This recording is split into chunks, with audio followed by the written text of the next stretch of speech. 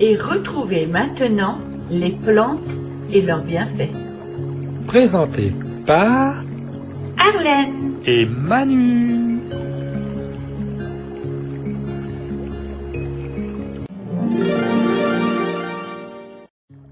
Les maladies du gluten. Ces dernières années, un nombre croissant de personnes présentent des pathologies liées au gluten.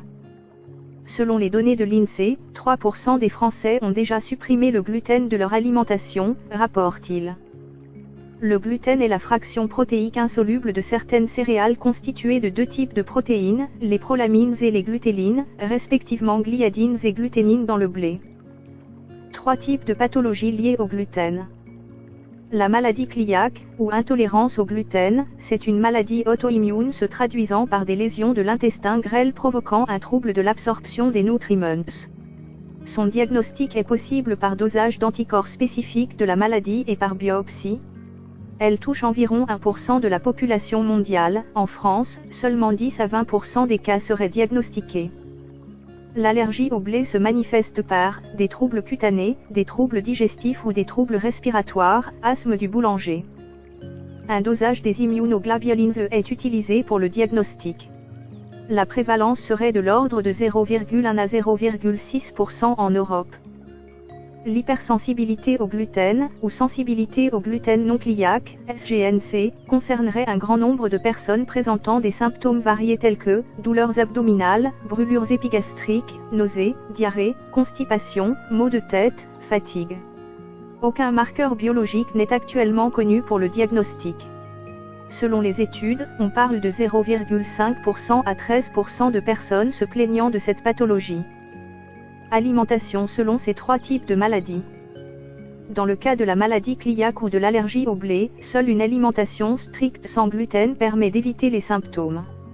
L'hypersensibilité est un cas différent.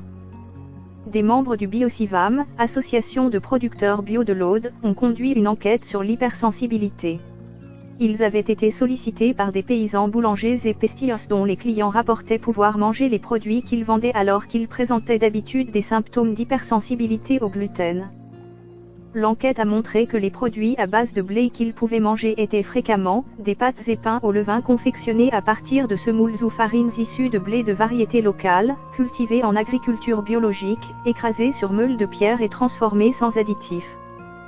À la suite de ces premiers résultats, agriculteurs, meuniers, boulangers, pastillers des filières industrielles, artisanales et paysannes, conseillers, médecins, consommateurs, personnes souffrant de SGNC et plusieurs équipes de recherche, dont celle des auteurs, ont décidé de s'associer dans un vaste projet de recherche dont l'objectif est d'identifier les éventuels déterminants de l'hypersensibilité.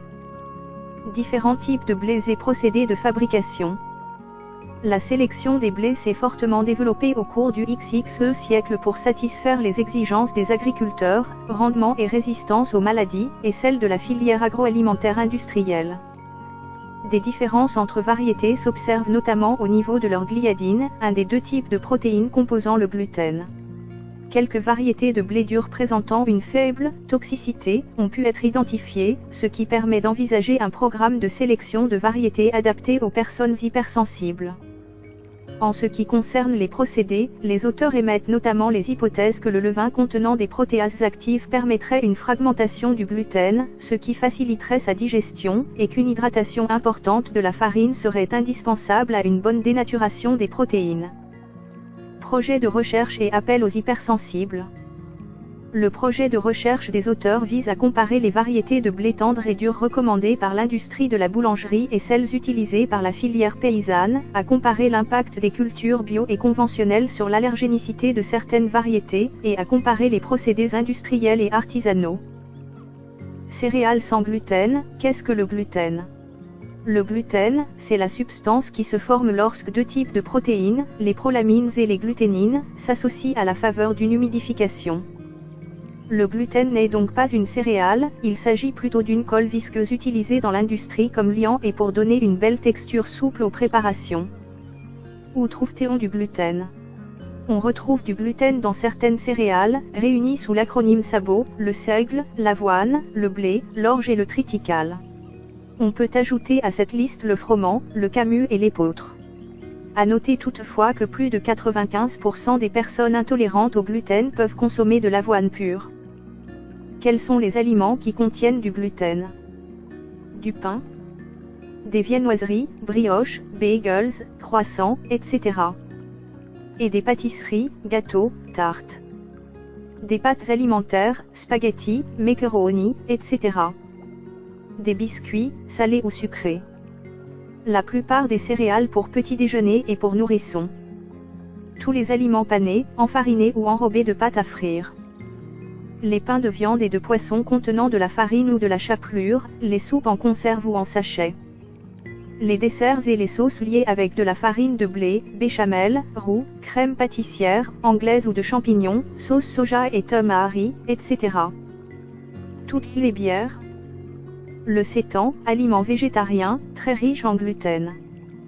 Et aussi, le gluten peut se dissimuler dans certains aliments moins évidents comme la charcuterie, le sucre glace, les poivres moulus, les mélanges d'épices, certains assaisonnements, certains médicaments. N'hésitez pas à lire attentivement la liste des composants et des ingrédients des produits que vous achetez. Céréales sans gluten. Entre 0,7% et 2% de la population européenne souffrirait de la maladie cœliaque, une pathologie intestinale chronique et auto-immune, que l'on appelle aussi intolérance au gluten. Que se passe-t-il exactement?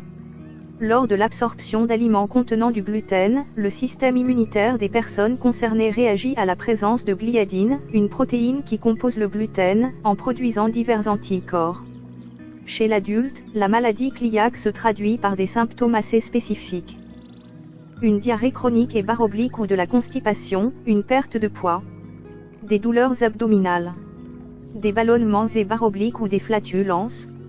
Une fatigue prolongée, asthéie. Une anémie ferriprive, carence en fer, et barre-oblique ou une carence en vitamine B9, acide folique, des aftes, des fractures, des troubles de la fertilité, des troubles dermatologiques. À la longue, la réaction auto-immune anormale qui caractérise la maladie cœliaque est responsable de lésions au niveau de la paroi intérieure de l'intestin, on parle d'atrophie des villosités de la muqueuse intestinale. Il en résulte une altération de la digestion et une moins bonne assimilation des nutriments, des vitamines et des minéraux. Il est à noter qu'en moyenne, la maladie cœliaque est diagnostiquée 10 ans après l'apparition des premiers symptômes. Céréales sans gluten, faut-il vraiment manger sans gluten? On l'a dit, seuls 0,7% à 2% des Européens souffrent d'une intolérance au gluten diagnostiquée, maladie cœliaque. Dans 95% des cas, on observe la présence d'un ou de deux gènes spécifiques à la pathologie, HLA-DQ2 et barre-oblique ou HLA-DQ8. Pour les populations non concernées, est-il vraiment utile de bannir le gluten de son alimentation? De nombreuses personnes se disent intolérantes au gluten, l'excluent de leur alimentation et voient leurs troubles digestifs s'estomper. Attention, en réalité, leurs symptômes sont améliorés par la réduction dans l'alimentation de certains sucres peu digestibles responsables de fermentation, les FODMAPS, et que l'on retrouve également dans les aliments contenant du gluten comme les farines, explique la Société nationale française de gastro-entérologie, SNEG. Selon une étude réalisée, aux États-Unis, sur 110 000 personnes, bannir le gluten de son alimentation sans y être intolérant pourrait même se révéler dangereux. Les chercheurs ont ainsi montré un risque accru de maladies cardiovasculaires. Une étude précédente avait, quant à elle, estimé que l'adoption d'un régime no-glu, comprendre régime sans gluten, pouvait augmenter le risque de développer un diabète de type 2. Le régime no-glu, non merci.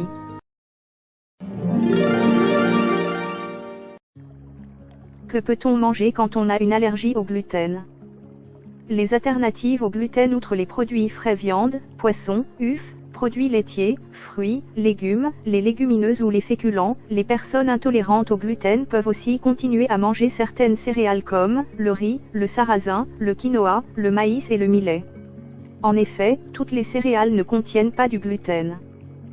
Pâtes blanches, pain, gâteaux, les alternatives plutôt que des pâtes au blé, elles peuvent donc consommer des pâtes à base de légumes secs ou au maïs. Plutôt que du pain classique, à base de farine de blé, elles peuvent opter pour des pains à base de farine de maïs ou des pains aux multiples farines vendus notamment dans les magasins bio. Quant aux farines, pour faire des gâteaux par exemple, mieux vaut prendre celles de châtaigne, maïs, quinoa, sarrasin. Remboursement des produits sans gluten.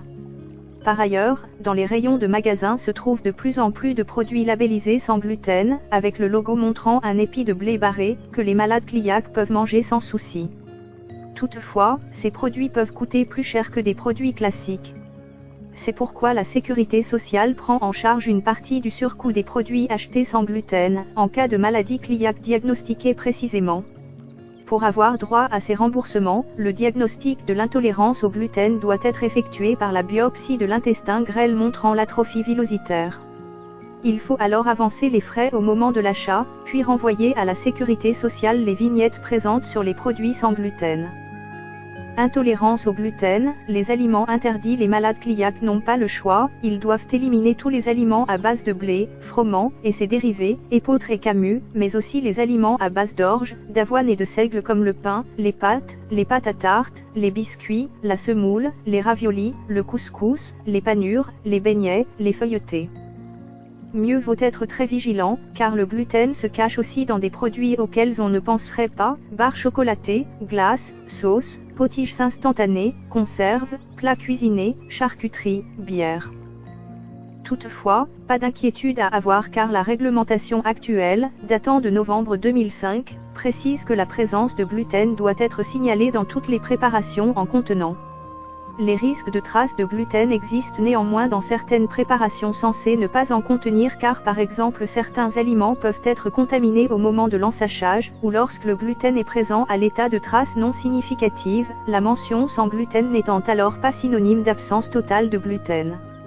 En effet, les seuils de détection actuels ne peuvent garantir une infime trace de gluten. La commission du Codex Alimentarius a été créée en 1963 par la FAO, Organisation des Nations Unies pour l'alimentation et l'agriculture, et l'OMS afin d'élaborer des normes alimentaires permettant entre autres de protéger la santé des consommateurs. Le Codex Alimentarius stipulait jusqu'en juillet 2008 qu'un produit sans gluten avait une teneur en gluten inférieure à 200 ppm. L'AFDIAG, Association française des intolérants au gluten, souhaitait pouvoir garantir aux personnes intolérantes au gluten que les produits contenaient moins de 20 ppm, ce qui correspond à moins de 2 mg de gluten pour 100 g de produit. Depuis juillet 2008, de nouvelles normes sont donc désormais recommandées par le Codex Alimentarius et différenciant les produits pauvres en gluten de ceux n'en contenant pas. Danger d'un régime sans gluten et précautions à prendre. Si les bienfaits d'un régime sans gluten pour les malades cœliaques sont indéniables, il n'en est pas de même pour les personnes non malades. Dans tous les cas, il ne faut donc jamais commencer un régime excluant le gluten sans un avis médical préalable.